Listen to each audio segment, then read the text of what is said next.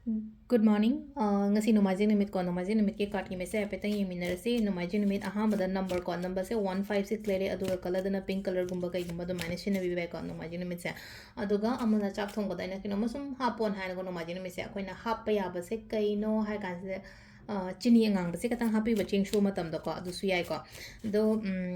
hambada khoi gi kano yenga se ko card hum patang those ko sidai ko hadi card hum sidai gi amakhan b rase ko hadi card number 1 consider card number 2 consider natraga card number 3 consider ko ahamba ani shuba hum suba ko ahamba khan ba ngai yenga se hadi first card khan ba ngai yoina kari energies lake do ko ado ahamba khan ba ngai ko number 1 khan ba ngai yoina se imung manung yam phajana nungshina na leiba khotpa dumai to lai ko adi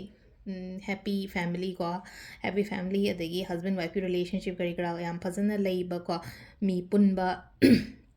hadi mi punba khotpa dumai na sudung khara oigani ko hadi imung manung phajana nungshina na leiba khotpa dumai to lai ko ahamba se ko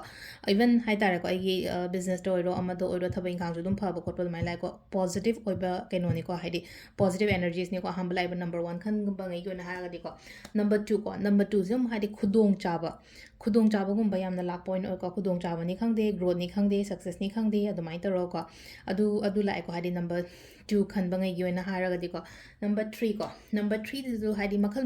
ma'am lakani thawak senga sise ko ingonda lakpa ingonda phangba ingonda changakpa amai taro lai ko do overall card ahum bak yam phajana su leire ko ningol chakko bo oibena ra khangde ko yam phajana lai card ahum se ko ado sisina ko gi card ki message leire ko timing ne yuki pung taru ka mini fu taru tena pung tara ga mini yang khani pan phong lere adagi baro ga mini kuma thoi dena pung ama ga mini ni fu manga phawum lere ko adagi pung mari ga minute kuntra hum doi dena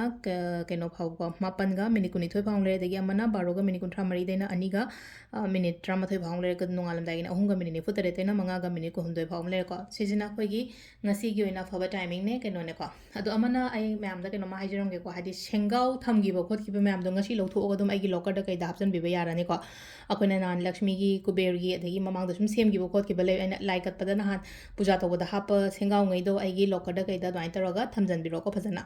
thamjalo aduga mathangi chahi lakpa matam da amuk sin na ba ge da makta mathangi diwali lakpa da sin biro aduga wakhan da check kari kra da su krai da thamdo no na hangba yawina ko check tu su loina ma akoina keno da thambiro ko dum ai gi locker da na traga ai gi money bag ta kai da main hapiro check manifestation to gi ba khot ki ba ma'am da su ko ado silai re ngasi gi na daily card message se ma'am thank you